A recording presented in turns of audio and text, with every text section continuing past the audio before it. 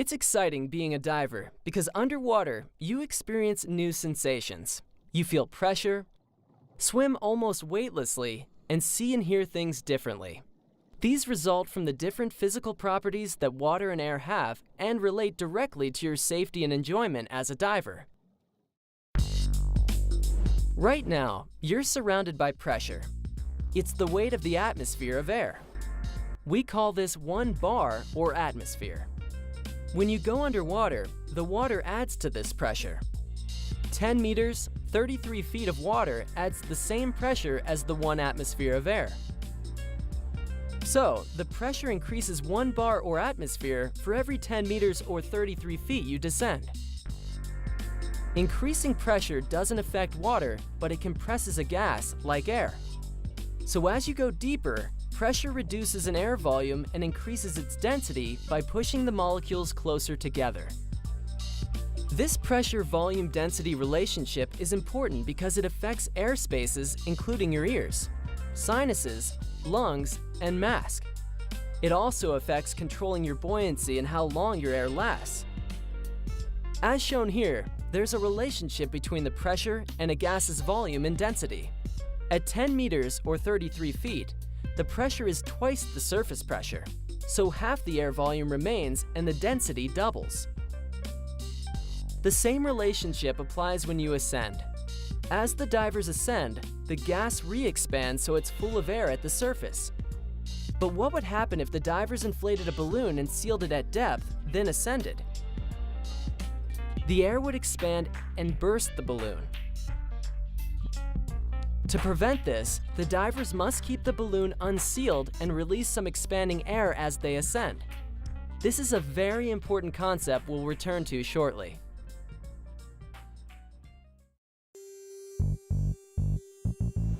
As you descend, water pressure compresses the air in your body air spaces.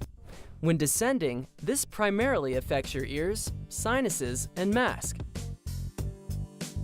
A squeeze is discomfort caused by the imbalance between the water pressure and the airspace. A squeeze can injure you if you continue to descend. But you can prevent a squeeze by adding air to air spaces to balance the pressure. This is called equalization. Equalize your ears and sinuses by blowing gently against your blocked nostrils, or by swallowing and wiggling your jaw. Blow through your nose into your mask to equalize your mask. Equalize frequently as you descend before you feel discomfort. You shouldn't ever feel pain. If you can't equalize, stop your descent. Signal your buddies or the instructor. They can't tell that you're having difficulty unless you do. Ascend slightly and try again. If you still can't equalize, discontinue the dive and try another day. Continuing to descend with unequalized air spaces can lead to serious injuries. A cold or allergy that causes congestion can make equalizing difficult or impossible, so don't dive until you're well. Equalize gently. Never attempt a forceful and/or extended equalization. A forceful extended equalization can cause serious, permanent ear injuries. Earplugs create an airspace that you can't equalize, so don't use them while scuba diving. Increasing pressure may affect other body air spaces. It's rare, but an airspace can form under a tooth filling and cause discomfort. There's no way to equalize this, but your dentist can correct it. A dry suit holds an air layer around your body that compresses. You learn to add air to equalize it when you take the PADI dry suit diver course. Air expands as you ascend, and normally exits your internal ear spaces, mask, and sinuses without doing anything. But expanding air can be a serious issue related to your lungs. Using scuba, your lungs are at normal volume at depth. If you were to hold your breath and ascend, expanding air would overexpand and rupture your lungs, much like it bursts a balloon filled and sealed at depth. For this reason, the most important rule in scuba diving is to breathe continuously and never, ever hold your breath. Even small depth changes can cause lung overexpansion injuries. If you hold your breath, lung overexpansion can cause severe injuries, including paralysis and death. Medical treatment requires a pressurized recompression chamber, but diving commonly takes place several hours from such chambers. But while lung overexpansion injuries are very serious, they are also very easy to avoid.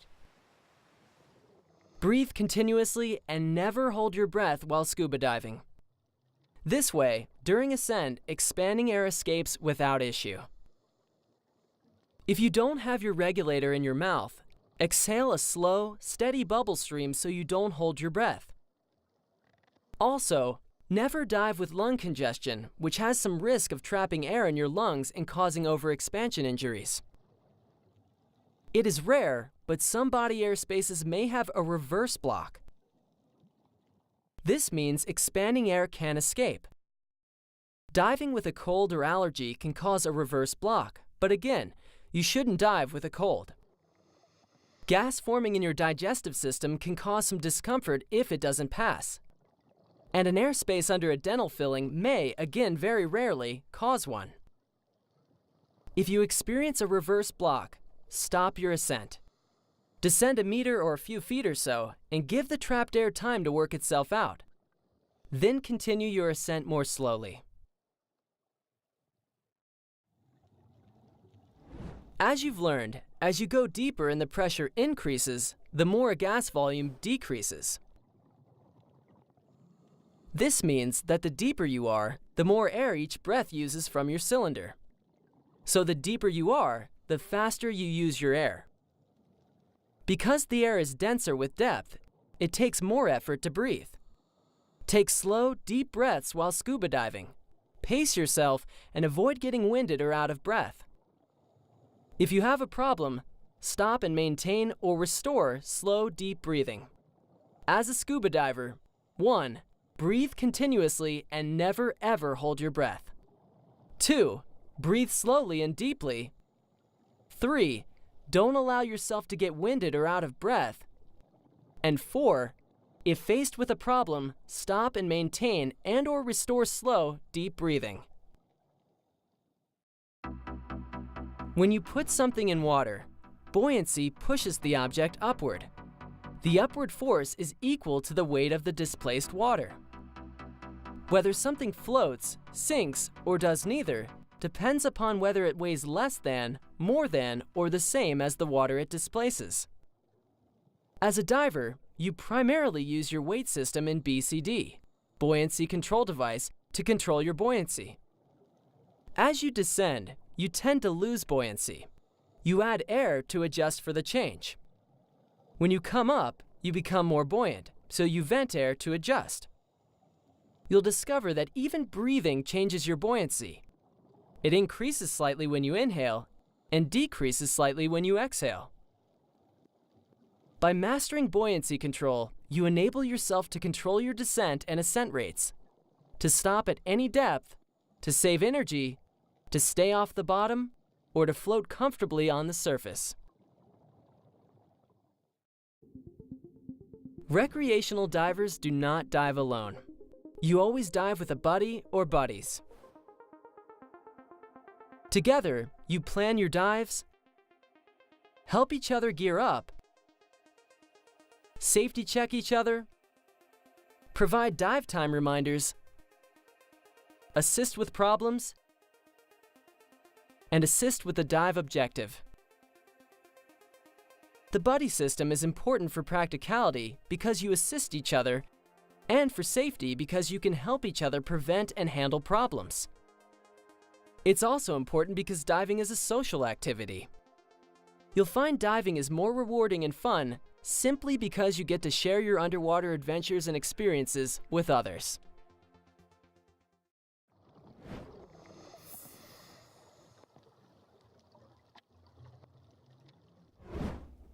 Without the equipment that adapts you to going underwater, diving's impossible.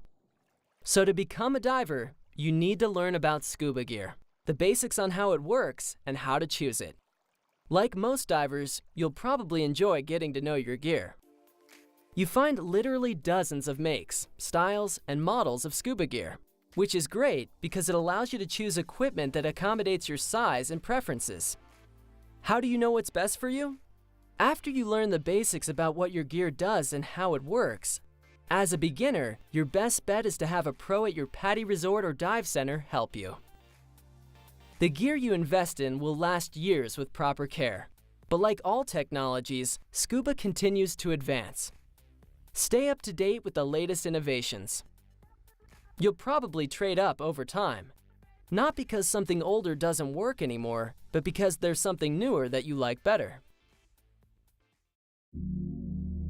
There are some basics in choosing and caring for dive equipment that apply to virtually all your gear. The most important considerations in choice are suitability, fit, and comfort. Suitability means it's appropriate for the diving you want to use it for, like choosing a full wetsuit for cool water rather than a short wetsuit used in the warm tropics. Fit is important because a lot of gear doesn't work right if it's the wrong size. You get the right fit by choosing the right size. Comfort means the gear has the right feel and configuration. Properly adjusted gear that fits right is usually comfortable, but not always. If it's not comfortable, keep looking. After addressing suitability, fit, and comfort, secondary considerations include finding the cost and features that work for you, and making sure you have access to service, though dive operations almost always service the brands they sell. You can usually choose colors and styles that go with the rest of your kit. And remember the accessories that go with each piece. These little items add a lot to your enjoyment. Ask your dive professional for suggestions. Caring for your gear includes inspecting it for proper operation and for any wear or damage before each use. Never dive with any equipment that is not in good working order. Have something that's not right corrected before diving with it. After each dive, rinse everything in clean, fresh water and let it dry out of the sun before storing it. As reasonably possible, protect your gear from extended periods in direct sunlight. You'll learn that some pieces require additional maintenance and service by a professional. And follow any maintenance and service requirements in the manufacturer literature. You need a mask because your eyes must be in air to focus properly. Since this creates an airspace you must equalize, your dive mask must enclose your nose as well as your eyes. Never scuba dive with goggles because you can't equalize them. Choose a good quality mask made specifically for scuba diving. Your PADI dive shop can help you check the fit. After finding some that fit you, look for a low profile and a wide vision field. The silicone color is usually either clear or black. You often can choose from different frame colors. With a new mask, you may need to scrub the interior with a cleaner. Check the manufacturer literature. Adjust the strap so it fits snugly but comfortably, with the strap over the crown of your head. A snorkel is standard equipment for recreational diving. It lets you breathe, look, swim, and rest with your face in the water or waves without wasting scuba air, or if you're low after coming up. You usually choose your mask and snorkel together. You attach it with a clip or snorkel keeper. Get one that fits comfortably when adjusted with the top at the crown of your head. Many divers like a snorkel that flexes away when you're not using it.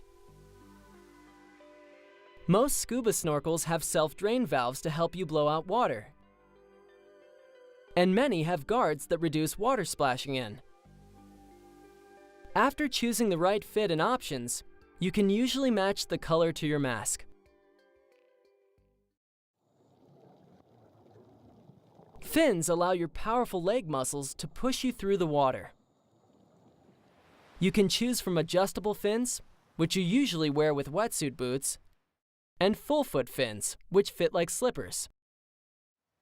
Since you don't use wetsuit boots, they're usually reserved for warm water.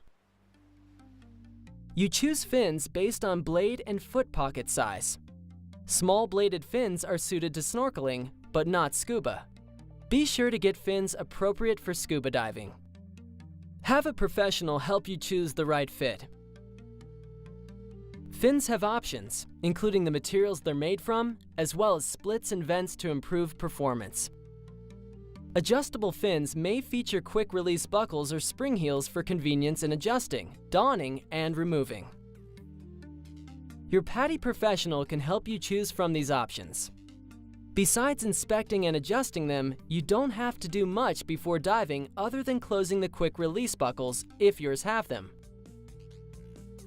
Get full-foot fins wet to make them easier to slip on. Regular fins aren't much use to someone with limited leg mobility, but there are other ways to get around. Webbed gloves allow such divers to swim with surprising strength.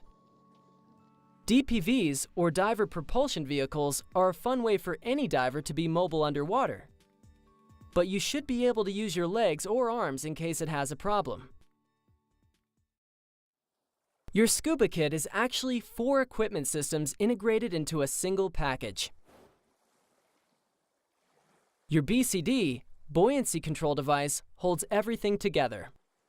As you learned, you use it to control your buoyancy. Your cylinder supplies high-pressure air to your regulator, which provides it to you when you inhale. Your weight system holds just enough lead to let you descend. Its quick release lets you easily drop your weight in an emergency. We'll look at each of the systems more closely next. Scuba gear is generally interchangeable, but because everything integrates, you usually select your scuba kit as a package that puts everything together to meet your preferences. 5 components make up your BCD. It has a bladder you inflate and deflate to control your buoyancy. The bladder integrates with a harness or jacket with a band that securely holds your cylinder. The low-pressure inflator lets you use it to add air directly from your cylinder by pressing a button. You use the other button to deflate the bladder or inflate it orally. Overpressure valves are designed to prevent rupturing from accidentally overfilling the bladder. Some of these have quick dump releases you can use to deflate the BCD. The weight system pockets hold lead weights, but you can release them quickly. You have options regarding BCD features. Beyond getting the right size and fit, some have more air capacity than others. Pockets and D-rings for storing and clipping accessories come in handy.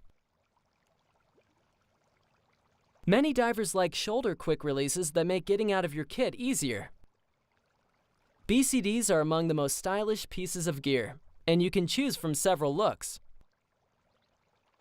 Adjust your BCD so it's snug, but not too tight while wearing your exposure suit. Inflate it to be sure it doesn't restrict breathing. After it's set, attach an emergency whistle to the low-pressure inflator and mount the hose retainers that hold some of the regulator components. When caring for your BCD, rinse the inside of the bladder as well as the outside. Drain it, and after drying, store it with a bit of air inside.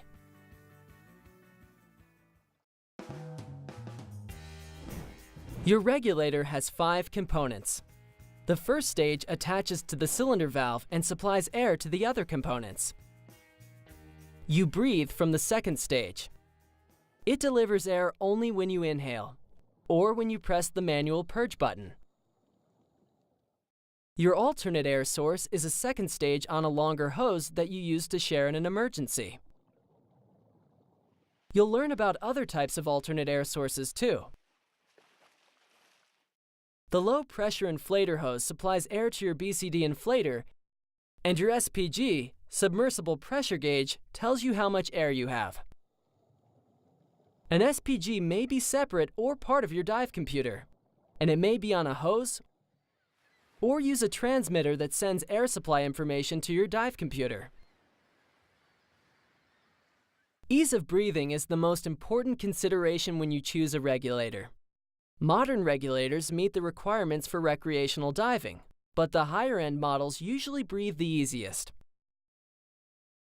You'll choose between the yoke system or the DIN system. Many divers choose DIN with yoke system adapters. You can adjust many higher-end regulators to keep the breathing optimal. Some have pre-dive switches that avoid accidental air release when it's not in your mouth. Besides the popular second stage on a longer hose as your alternate air source, you may opt for an alternate inflator regulator, which combines a second stage with your BCD inflator. Some divers carry independent pony bottles, which would allow them to handle an air supply problem without buddy assistance. Preparing your regulator requires attaching these components to the appropriate ports, which you should leave to a scuba professional. Regulators are robust and reliable, but have a couple of maintenance considerations. When rinsing, keep the first stage dust cap in place or leave it attached to a cylinder so water doesn't enter the air inlet. Don't press the purge button when rinsing the second stage with fresh water, because doing so could let water flow backward into it. Regulators require professional overhauls every 1 to 2 years. Have your dive center do this as required by the manufacturer. Scuba regulators are surprisingly simple. Air flows from the first stage to the second stage, which you can think of as a cup with a mouthpiece, a flexible diaphragm, and one-way valves. When you inhale, water pressure causes the diaphragm to flex inward, depressing the air valve lever. This releases air that you breathe in. When you exhale, the diaphragm relaxes, the lever rises, and the valve closes. One-way valves vent your exhalation into the water, where it rises as bubbles. Although there are variations, it is this simple design that makes scuba diving possible. Your scuba cylinder, sometimes called a tank, holds high-pressure breathing air. Made of steel or aluminum alloy, it has a chrome-plated valve that turns open and closed to enable or disable airflow to the regulator. You can choose from different sizes, and you match your regulator with respect to a yoke valve or DIN valve. Some DIN valves accept an insert so they can take yoke regulators too. All cylinders have markings stamped into the metal, and labels stuck onto them with the working pressure and the dates of pressure tests and inspections. Your dive center checks these when you have your cylinder filled. You may see a cylinder with this marking, which means it's used with enriched air nitrox. You must be certified as an enriched air diver to use these cylinders. You'll learn more about enriched air a bit later. Follow these handling precautions. Don't leave a cylinder standing unattended, especially if your kit's set up. Lay it down, BCD up, so it doesn't fall. Block and restrain cylinders in a boat or car so they can't roll or slide. On boats, keep cylinders in their racks so they can't fall and injure someone or damage equipment. Scuba cylinders require pressure testing every 2 to 5 years, and visual inspection annually. Have your local dive center do these for you. Open and close the valve gently and never completely drain it. Lay your cylinder down before and after diving, but for storage, keep it standing someplace it won't get knocked over, out of excessive heat. Scuba air must be specially filtered and filled with special breathing air compressors, so have your cylinder filled only at a professional dive resort or dive center. As mentioned before, your weight system's most important feature is a quick release that lets you drop enough weight so you float reliably in an emergency. Most BCD weight systems do this with 2 releasable pockets. It may also have small non-releasable weights you use for trim adjustment, that is, your balance in the water. Your BCD and weight placement determine trim, and your instructor will show you how to adjust it for a level, horizontal position in the water. BCD integrated weight systems are the most popular, but some divers use separate weight belts. Your instructor may also have you use small accessory weights to help adjust your trim. These should be only a fraction of the weight you wear, so they don't need to quick release.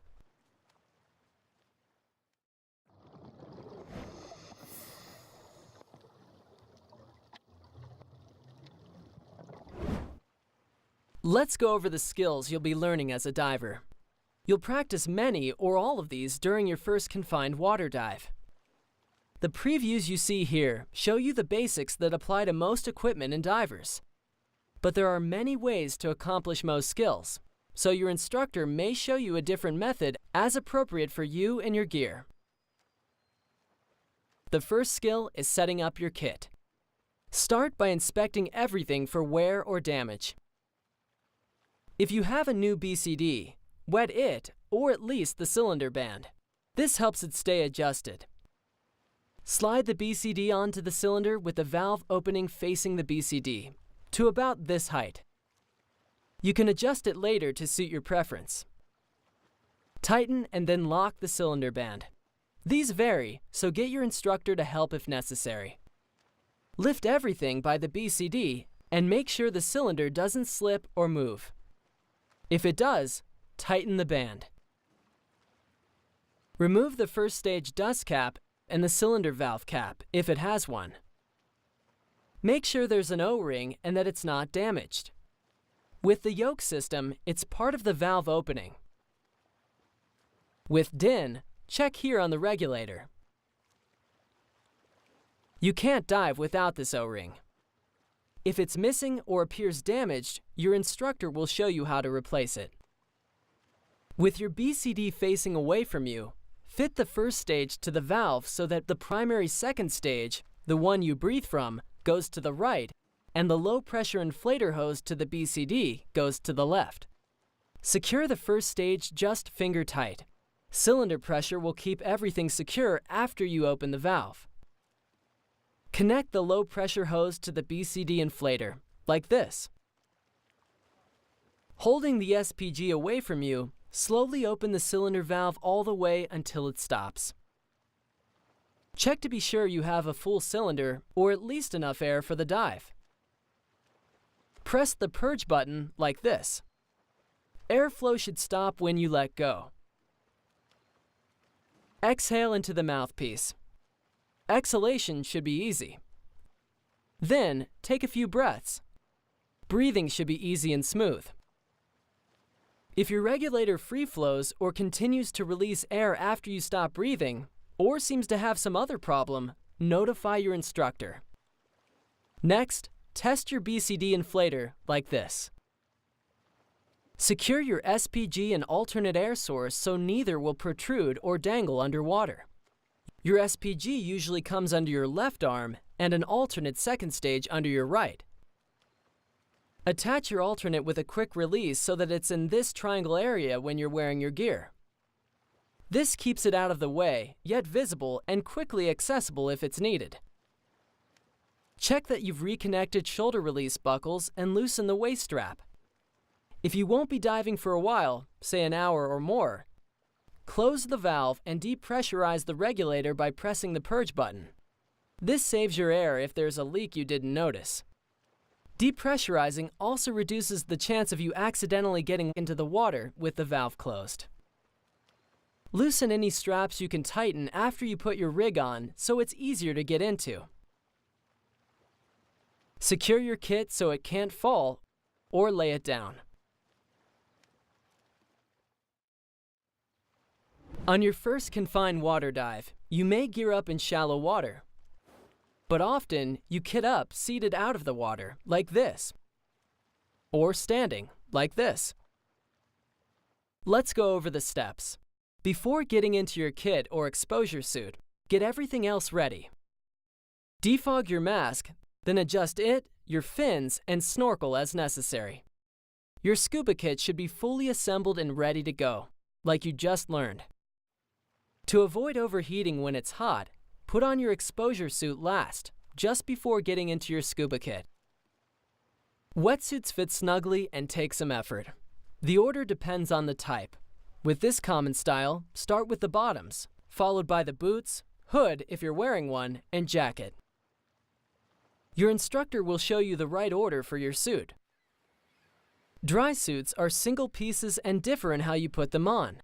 If you're using one in this course, your instructor will show you how to get into yours. You can put on wrist-mounted instruments now, though some divers wait until they're in their scuba kits. If you're using a weight belt, that goes on next. Wear it so it has the standardized right hand release. If your BCD has a crotch strap, which is not common in recreational diving, your weight belt goes on after you have your scuba kit on. This is necessary so the crotch strap doesn't trap the belt and make it hard to drop in an emergency. If possible, it's best to get into your kit seated. But sometimes buddies have to hold their rigs for each other. Dive gear is moderately heavy, so use proper lifting whenever you move it. This means bend at the knees and lift by standing. Keep your back straight with its normal curve, like this. Raise your upper chest and stick out your buttocks slightly to keep your back in the right position. Exhale as you lift. Never bend your back to lift scuba gear, or anything else that's heavy for that matter. If you have to hold your buddy's kit, support it with your strong arm and hand on the cylinder bottom and the other balancing it like this. The stronger diver usually kits up first because the diver will be wearing and holding gear at the same time. If your physical characteristics make lifting, standing, and/or walking in scuba equipment unreasonable and/or unsafe, don't do it. Ask for help as necessary, and there are plenty of alternative methods for getting into your kit. While seated or with a buddy holding your kit, slip into your BCD and tighten the straps with the weight off your shoulders. Check for trapped hoses. Then, secure all the releases and buckles. Check the cylinder height by tilting your head. If it touches the first stage, readjust the cylinder lower. When your buddy or buddies are ready, you perform a pre-dive safety check and confirm gear operation, location, and connection for each other. You'll learn the details to this in Section 2. Put your mask on by placing it against your face for a good seal, and then pulling the strap back. Develop good habits by always having your mask on in the water, even at the surface. This protects your eyes from unexpected splashes and waves, and lets you see underwater to check your buddy's gear, for instance, if you have to deal with a sudden problem. It also keeps the defog from washing out. Put on your gloves, then your fins go on last, just before entering the water. Buddies help steady each other, donning fins one at a time. Don't forget to wet full-foot fins so you can put them on easier. Avoid walking with fins on as much as possible. Put them on as close to the water as you can. If you must walk while wearing them, be cautious and walk backwards so you don't trip over the blade. Sometimes you put your fins on after you enter the water, like when training in a pool. At this point, you're ready to get in, using one of several possible entry techniques you'll learn during the course. You constantly use your BCD to control your buoyancy. Before entering, partially inflate it so you will float, say about 1/3. Inflate using short bursts, like this. You can also inflate it orally, which you'll practice.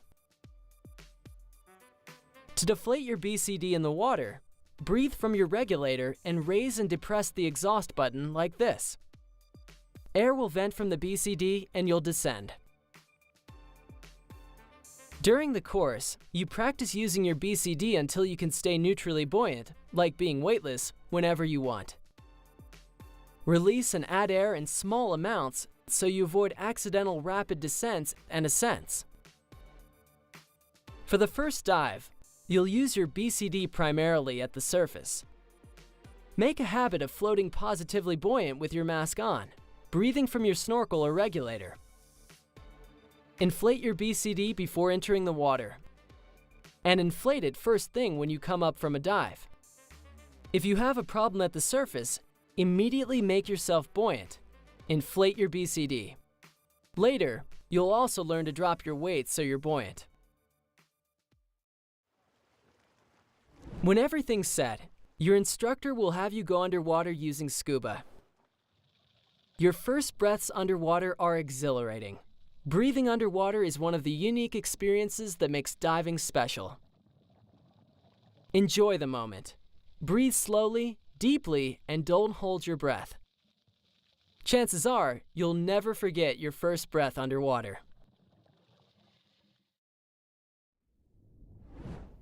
You can't talk using standard recreational scuba gear, so you and your buddies use hand signals.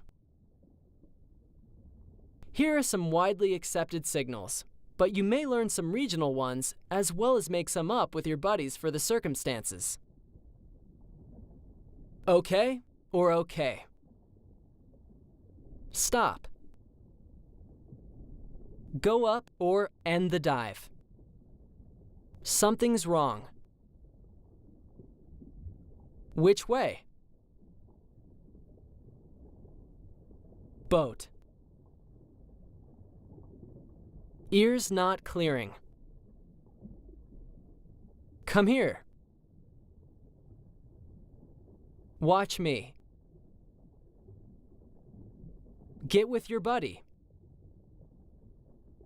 Hold hands.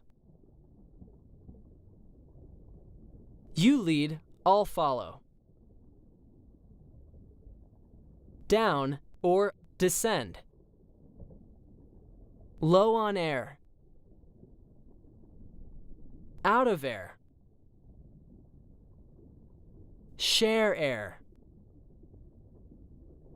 Slow down or calm down. Breathe.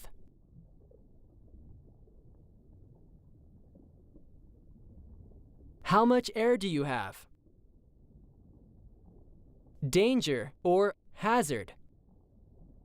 Turn the dive or head back. I'm cold. At the surface, you use large signals that are more visible from a boat or shore. This means okay or okay. If you can only use one hand, it's like this.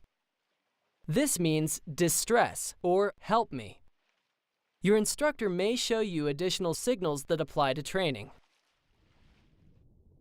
You find that you understand signals in context with what's happening. See if you can figure out what these divers are saying.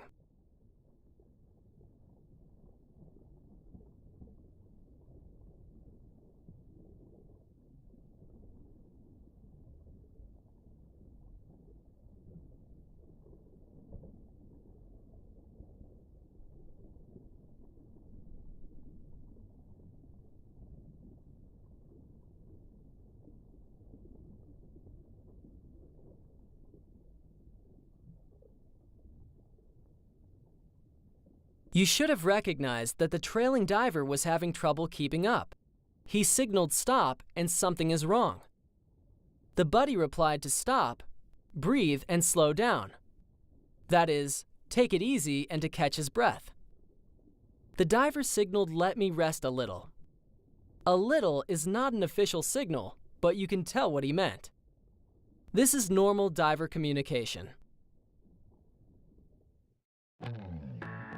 When your regulator leaves your mouth, it fills with water, so you'll learn 2 ways to clear it and resume breathing. The first is the exhalation method. If you have a breath in your lungs, replace the mouthpiece and blow into it. This pushes the water out. Your head needs to be relatively upright so the exhaust valves are in the lowest position. And of course, you must exhale before you inhale. Use the purge method if you don't have much air to exhale. Replace the second stage, stick your tongue against the mouthpiece to block it, and push the purge button for a moment, like this. This pushes out the water. Blocking the mouthpiece helps keep water from spraying in and making you cough. With either method, because you should never hold your breath, remember to blow a steady stream of small bubbles when the regulator is out of your mouth. It helps to make a continuous ah sound so you keep your airway open. After clearing, inhale your first breath gently and cautiously, in case there's residual water. If you release your second stage, depending upon your position, it may drop in front of you or it may end up behind your shoulder out of sight. To recover with the arm sweep method, in a relatively upright position like this, lower your right shoulder. Extend your right arm backward along your cylinder, then sweep outward like this to locate the hose. Follow the hose to the second stage, replace and clear it.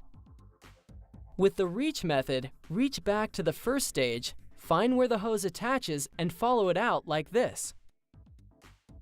It sometimes helps to lift the cylinder up and to the right with your left hand. With either method, blow bubbles when the regulator is not in your mouth. When swimming, a dropped regulator usually hangs in front of you where it's easy to find. But if you ever have difficulty relocating your second stage, don't waste time trying to find it. Just switch to your alternate air source and then get your buddy to help. It's normal for some water to trickle into your mask, but it's easy to get rid of it. Hold the top of your mask, then while exhaling slowly and steadily through your nose, look upward. Your breath forces the water out the bottom edge of your mask. Start exhaling before you look up so you don't get a little water in your nose. Some masks have a purge valve for clearing. If yours does, hold the mask firmly against your face and look down while exhaling. The water goes out the valve. By the way, if you normally wear contact lenses but can see well enough without them, you may want to have them out during your training dives. But if you need them, tell your instructor and keep your eyes closed so you don't lose them when learning to clear your mask. Use your SPG to manage your air supply at all times. With good air monitoring and management habits, you avoid running out of air, so they're obviously important habits to develop. With a full cylinder, your SPG reads close to the cylinder working pressure. Pay attention to how fast you use your air. You'll notice you use it faster as you exert more and when you dive deeper. With experience, you get a feel for how much air you use. Also with experience, you'll use less air as you relax, control your buoyancy better, and move more efficiently. Note the caution zone, which indicates when you have 50 bar or 500 psi left. If your SPG is part of your computer, the display may blink or have some other alert. This is your reserve pressure. You plan and execute dives so you have at least this remaining after you're out of the water. During training, alert your instructor when you're getting close to 50 bar or 500 psi. Your instructor may ask for alerts at other pressures. During the course, you'll learn to turn the dive, that is, head back to the boat or shore, based on your remaining air supply.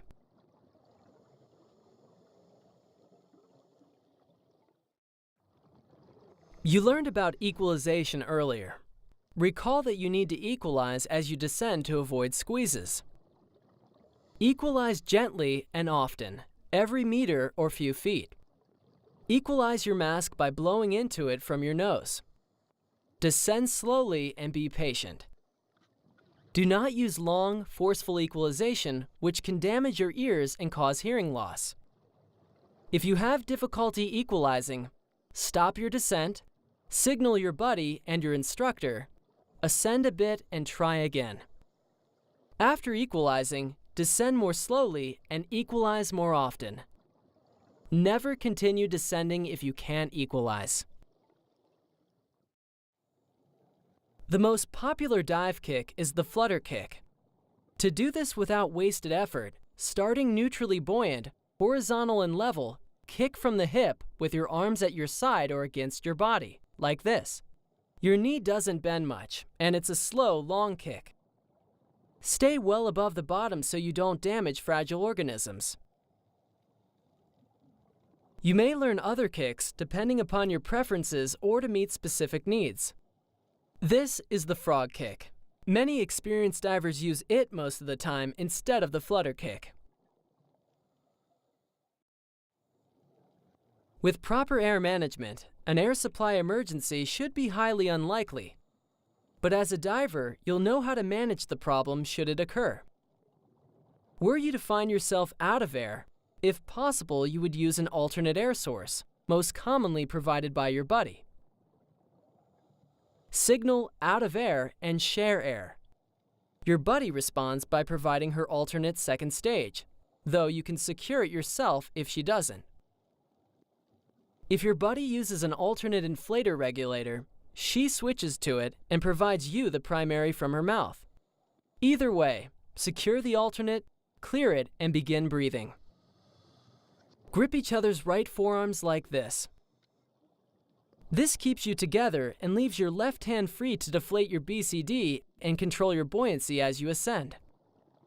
Take just a moment to get settled if you need to, then ascend at a safe rate to the surface.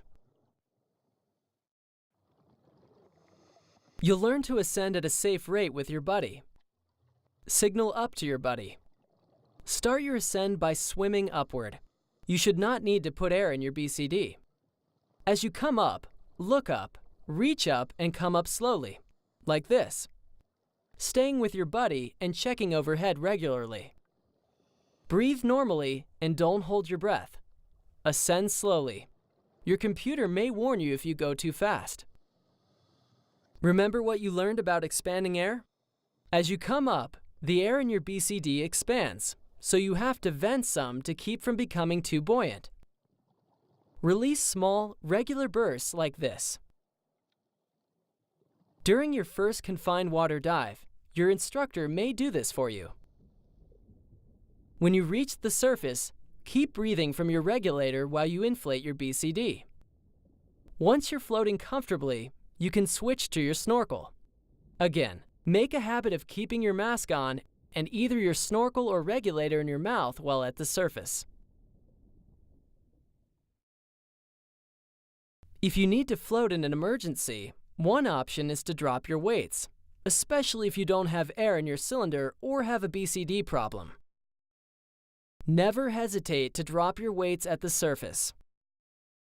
Remember, you don't have to drop all your weight, just enough to float. Dropping your weight underwater risks an uncontrolled rapid ascent, so you only do it if you're unsure you could reach the surface any other way.